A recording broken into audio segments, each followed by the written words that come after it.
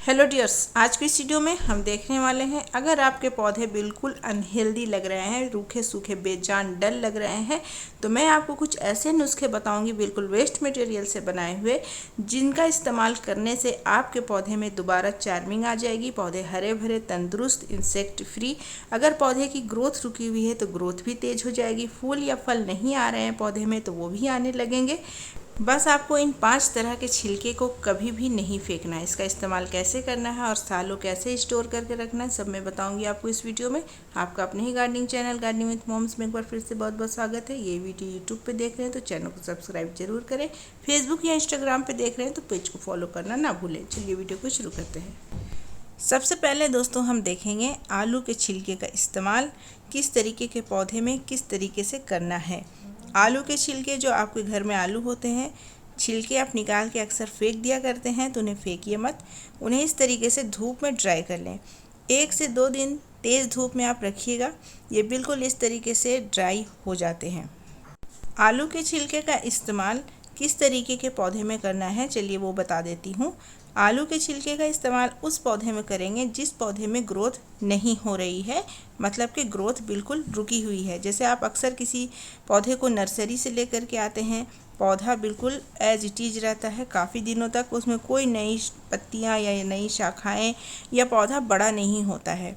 उस सिचुएशन में आप इस आलू के छिलके का इस्तेमाल करेंगे। या फिर आपने कोई कटिंग से पौधा लगाया हुआ है, अब आप उसे रिपोर्ट कर चुके हैं, फिर भी उसमें ग्रोथ नहीं हो रही है, तो साबुत अगर आप इस्तेमाल करेंगे तो काफ़ी धीमी गति में उसका असर नज़र आएगा।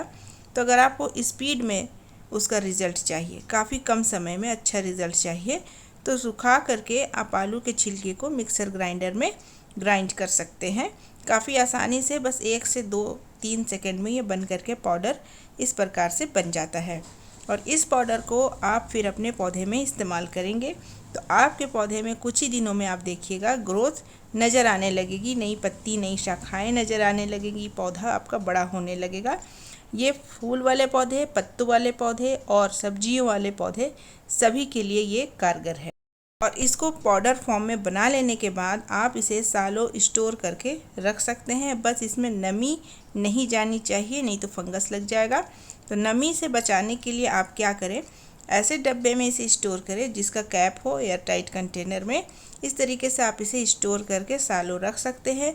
और जैसे ही आपको नज़र आए कि कोई पौधा बड़ा नहीं हो रहा है, बढ़ नहीं रहा है, तो फिर आप इसमें गमले के साइज़ के अकॉर्डिंग या पौधे के साइज़ के अकॉर्डिंग फिर इसका इस्तेमाल आप कर सकते हैं। वीडियो में मैं वो भी बताऊंगी कि कैसे इस्तेमाल करना है। दूसरी चीज़ है, हम पौधा लगाते हैं फूलों वाले खास करके, तो काफ़ी डिस्परेटली हम वेट करते हैं कि उसमें फूल आ जाए। या फिर कोई सब्जी वाले पौधे लगाते हैं तो सब्जियों का इंतज़ार होता है, लेकिन कई बार नियम के मुताबिक जितने दिनों में आ जाना चाहिए उतने दिनों में फूल या फल नहीं आता है।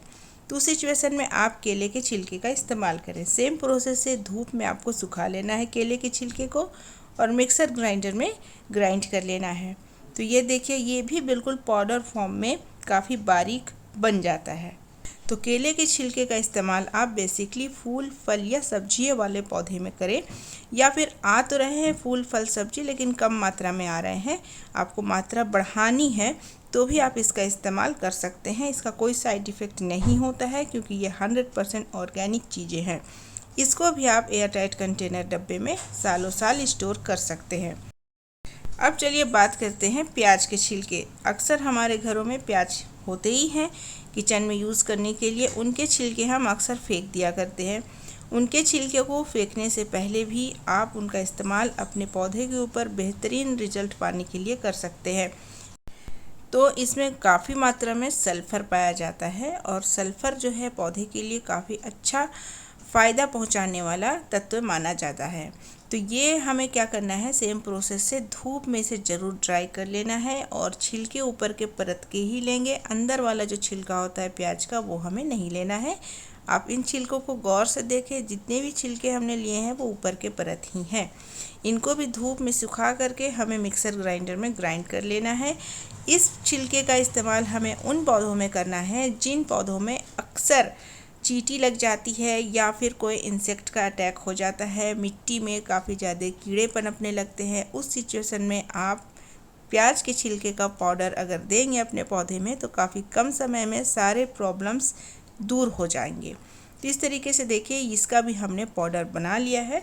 जितना ज़्यादा महीन करेंगे उतना ज़्यादा अच्छा रहेगा।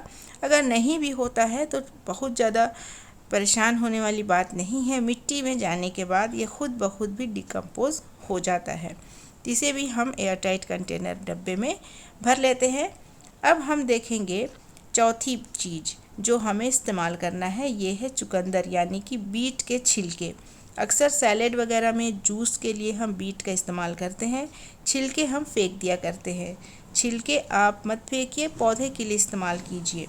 इसको भी हमने धूप में अच्छी तरीके से सुखा लिया है। इसका भी हमें पाउडर बनाना है और इसका इस्तेमाल उन सारे पौधे में करेंगे जिसमें फूल आते हैं, लेकिन फूलों के कलर कुछ डल लगते हैं, हल्के कलर के आते हैं। जैसे कि रेड कलर का आपने रोज़ लगाया हुआ है लेकिन उसका कलर लाइट रेड आता है कभी कभी। जैसे बोगनविलिया आपने डार्क कलर का पिंक लगाया है या रेड लगाया है या येलो लगाया है, कभी कभी कलर बहुत हल्का आता है तो खूबसूरत नहीं लगता देखने में। तो उस सिचुएशन में हम बीट के छिलके का इस्तेमाल करते हैं। इसका लिक्विड फर्टिलाइज़र भी मैंने बनाया हुआ है, शेयर किया है आपके साथ। अभी मैं आपको पाउडर फॉर्म बना करके बता रही हूँ। तो इसे भी मिक्सर में पीस लेना है और फूलों का कलर का भी खिल के आए, डार्क आए, उस सिचुएशन में हम इस फर्टिलाइज़र का इस्तेमाल करेंगे। दोस्तों वीडियो में अंत तक बने रहिएगा, स्किप मत कीजिएगा। इसके बाद मैं आपको बताने वाली हूँ कि सारे छिलके का इस्तेमाल हम एक साथ कैसे कर सकते हैं, कितनी क्वांटिटी लेनी है, कब कब देना है, किस तरीके से अप्लाई करना है। तो ये जानकारी आपके पौधे के लिए काफ़ी बेनिफिशियल होगी, इसीलिए वीडियो का अंत तक ज़रूर देखिएगा। अंत में मैंने लिया है नीम के पत्ते।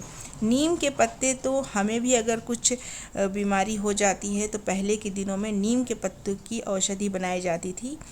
अब हम इसे अपने पौधे के लिए इस्तेमाल करेंगे। तो नीम के पत्तों को भी हमने धूप में ड्राई कर लेना है।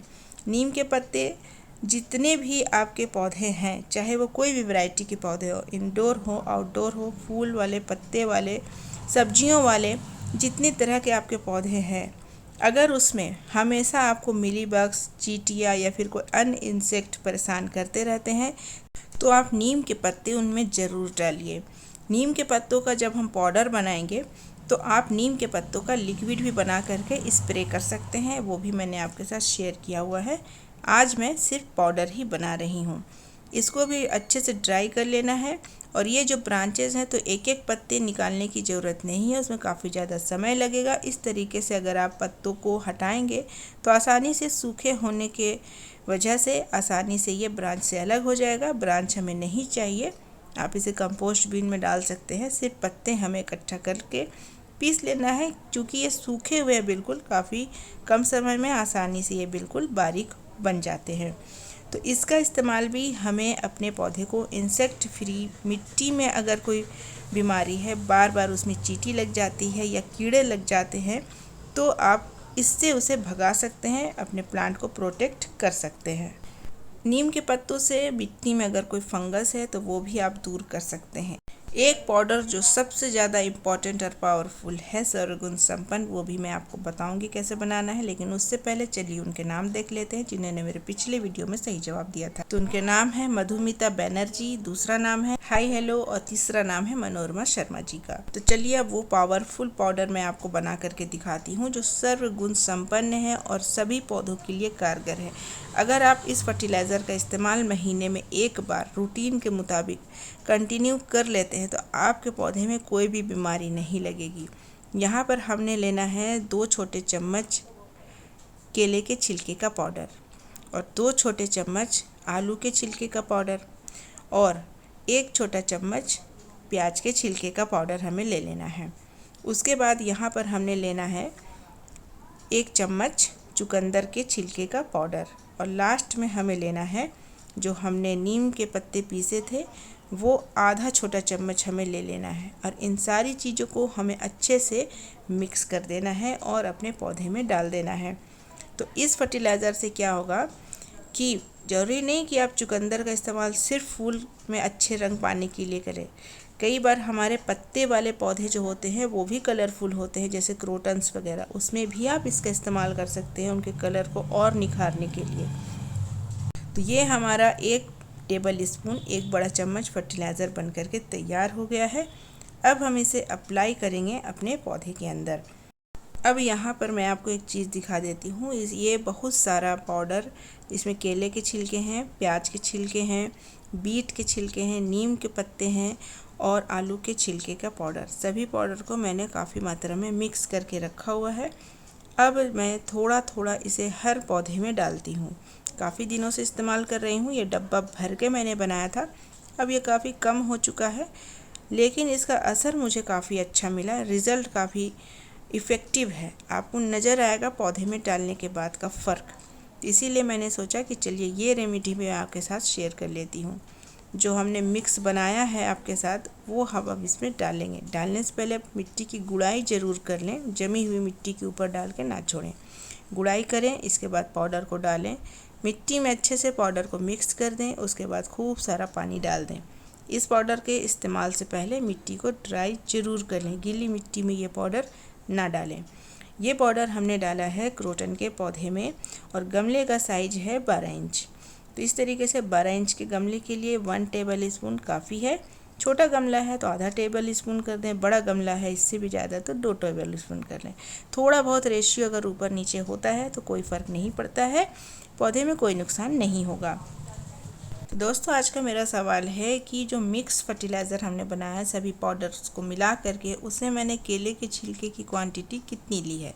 तो जवाब मेरे कमेंट सेक्शन में दीजिएगा। जवाब के साथ अपना नाम, आप कहाँ से ये ज़रूर लिखिएगा। प्लांट से रिलेटेड कोई प्रॉब्लम है तो कमेंट में ज़रूर पूछिएगा।